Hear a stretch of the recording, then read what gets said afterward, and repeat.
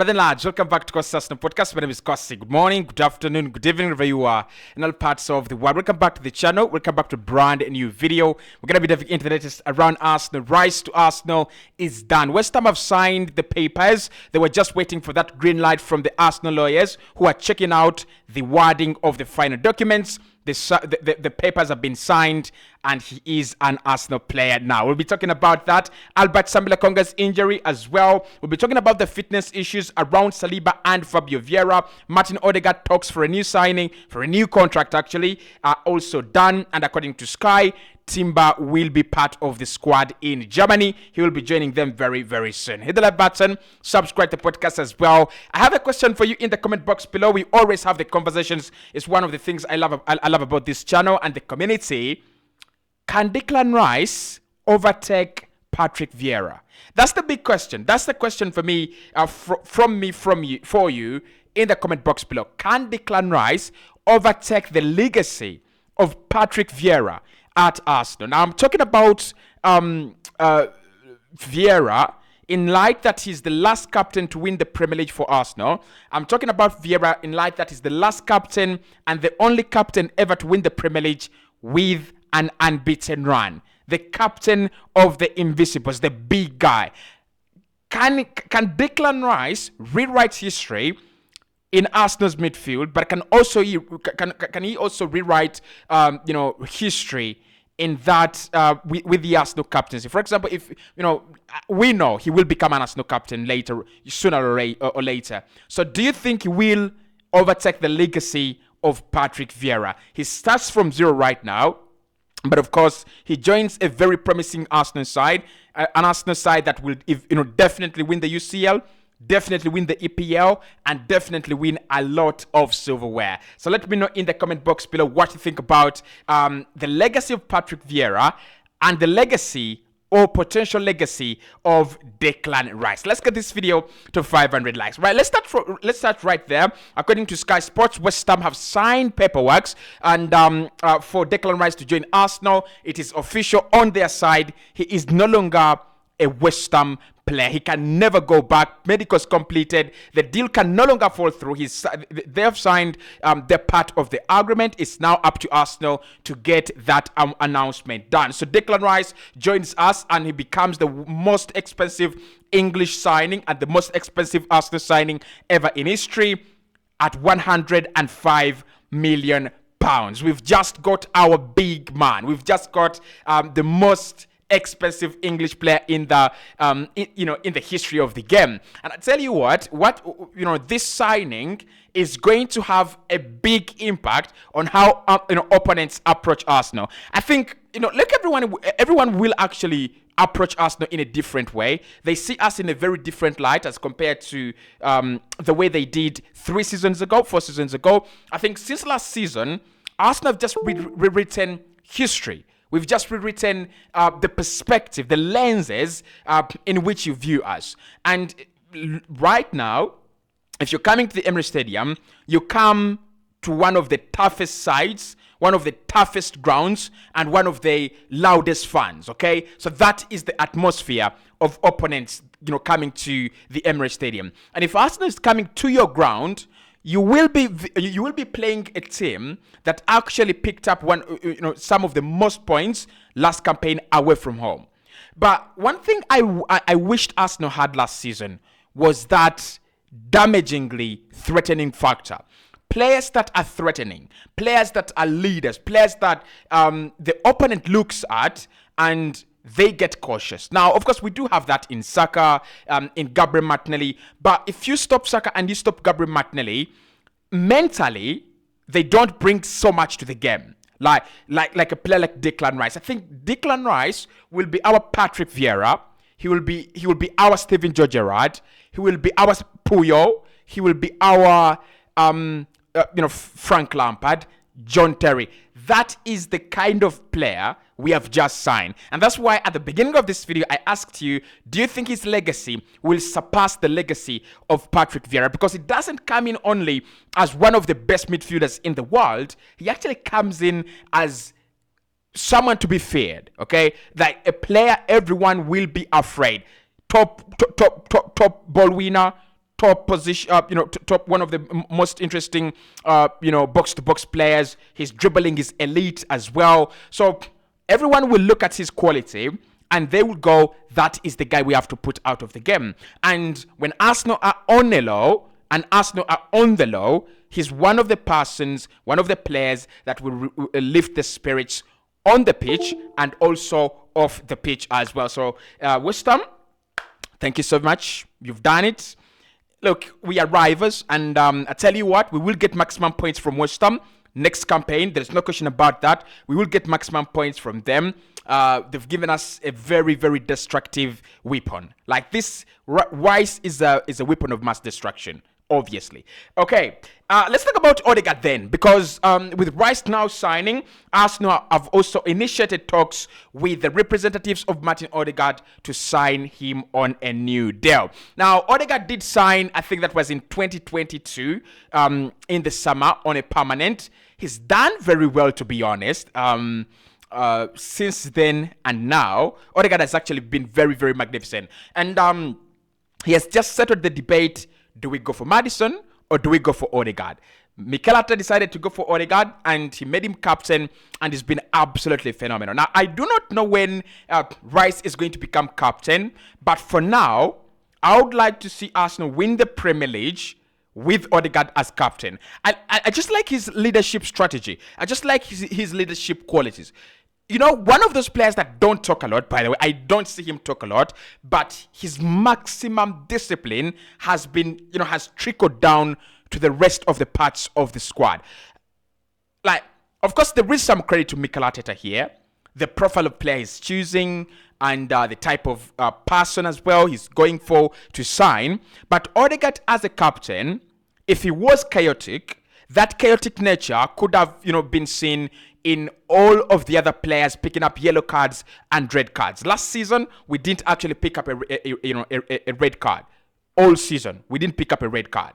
I was watching Diego Simeone's Atletico Madrid, and I've watched it for quite some time, like maybe 6 years on the bounce. And I tell you what, the captaincy and leadership at Atletico Madrid determines very much the number of red cards they get in a campaign. So when I look at Martin Odegaard and reflectively, I look at him, I don't look at him as one of the players I like a lot, but I look at him as a player who's exceptional. His leadership is absolutely mind-blowing. We've lost games. Like, we've really lost games. And you will never see him give up.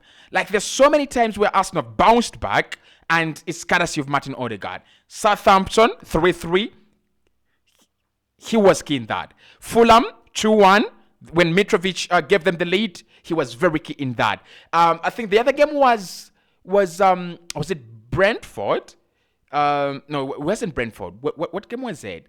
Again, when he got onto the score sheet and then he sparked a comeback, was it Aston Villa as well? And one of the things, again, you've got to look at Martin Odegaard is he's one of the big game players we have. Like, a brace against Chelsea in the second leg. Like, you've got to remember that, haven't you? A very good performance against Manchester United in the second leg when we beat them. A nice assist for Gabriel Martinelli just to kick off things at the Emirates Stadium against Liverpool. He's a big game player. Like, he's not one of those players. Of course, look, Ozil had his own problems. Ozil could disappear in big games. Ozil could be as good as prime Ronaldo in small games. In big games, at times he could disappear. Odegaard does not. And it's one of the things you've got to admire about him, because at times he drops deep when there is nothing to do in the final third, drops deep, carries that ball into the final third and does his magic. So Arsenal in talks to extend his deal. That is the best thing we will do to seal off the summer. Like, when you've extended the contract of Saliba and you extend the contract of Martin Odegaard, brilliant. Absolutely brilliant. Okay. So that is also there. Julian Timber, according to Sky, Arsenal want to get this deal done quicker so that he can be part of the squad in Germany before Thursday. Of course, when we play FC Nürnberg in Germany on Thursday. So tomorrow or the day before that, the day after that, because the day before that is today, we expect the announcing of Julian Timber. Arsenal believe he will be part of the squad in Germany. I don't think there is a rush, though. To be honest, I don't think there is a rush. If he wants to be, if to get some more resting period, some more time on his holiday, it's absolutely fine. He can join up with the team in the USA. But I think what Mikel is trying to do here is trying to call all the army together. He's trying to call each and every soldier together. We have a mission that is impossible to everyone and only possible within the Arsenal fraternity. And that is to dethrone Manchester City next season. And hopefully, we can actually dethrone them on all three fronts. I would love Arsenal to win a treble, right? But Timber is still in Netherlands right now. But Sky is saying that Arsenal are confident he will be part of the squad that actually faces FC Nürnberg. Probably not to play, but just to be part of the squad in Germany. We will talk about that when it happens, okay? Now, I wanted us to talk about the injury situation on Lokonga, Saliba, and Fabio Vieira because we are a month away from football. We are a month away from the league beginning.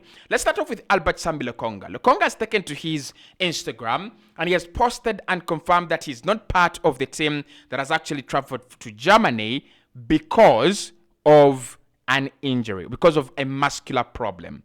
So he has confirmed that.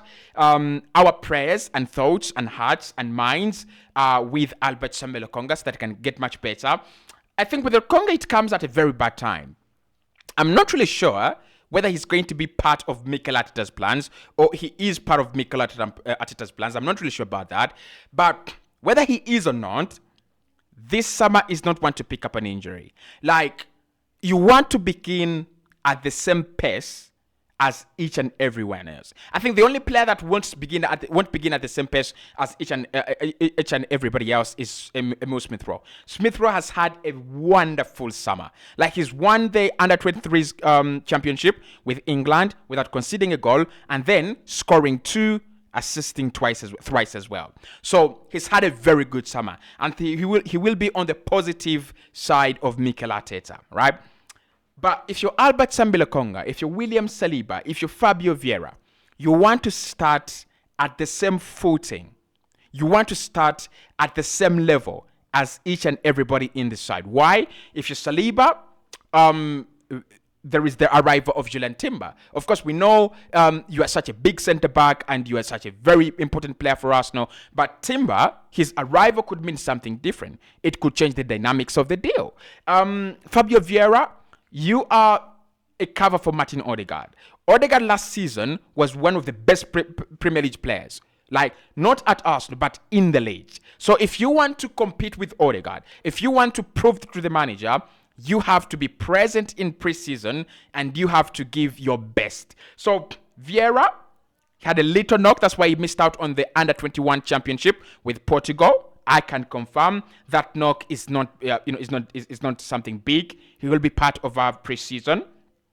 William Saliba had a long injury right from last season, but I've seen him, step. I've seen him do some training, so hopefully he's fine. And Lokonga is now the guy that is actually going to suffer, because if you're Albert Sambi Lokonga and you're not in preseason, and the season starts and there is rice party ahead of you, what do you do then? What do you do? Now, Burnley wants him. I'm not really sure if Vicente Kompany will actually take him with an injury. If you will take him with an injury, that is optimistic, very, very optimistic, but that would be very, very good for him. Like, he needs game time. He needs a side where he's going to be given that game time. He needs a side where he's going to be loved. He needs a side where he's going to be cared for. Right now at Arsenal, with the winning mentality kicking in, the manager is going to have to go, you either play well or I'll drop you. Because if Mikel Arteta wins nothing next season, there are going to be discussions. We will have discussions, won't we? Okay, so Saliba is close and is very close to coming back, and Fabio Vieira is also very close to coming back. But as Sambi Lokonga is not part of the team in Germany, hopefully before Community Shield he is back. Okay, I wanted us to talk about the rest for Dusan Vlahovic because today Juventus have actually opened the gates to the whole world. you can sign Dusan Vlahovic, which is actually very interesting from Juve, which is very, very interesting from Juve because they're so confused, aren't they? Now, I think with Juve, they understand the player doesn't want to be there anymore. He's frustrated. He's disappointed. He joined the Tigers. He joined the Lions, right, when Juve was still a huge club. Right now, there is a debate. We could have a debate whether they are still that good. We could have a debate whether they are still the Juve we know. So with all that going on, the player would love to go somewhere else, try a new adventure. Chelsea, PSG, and all these other clubs are interested. But of course, Arsenal are somewhere in there. And that's why we talk about him on the podcast. So there is an open race. Juve are saying it should be a significant fee. Depends on what they call significant. For a player who doesn't want to be there and he is on a long-term contract, it's going to be player power versus club power. The club go, we want 50 million euros. And the player says, I want to be out of here as soon as possible. Then we will see something interesting. But apart from that, I really think Vlahovic could stay at Juve. Like he might stay at Juve. But anyway, if an opportunity arises or shows itself, Arsenal must drag it by the horns. Like it's one of those deals where I don't have any kind words if we don't get it done, if there is a chance. Otherwise, the summer we're having is still very, very positive. I'll see you right in the next one.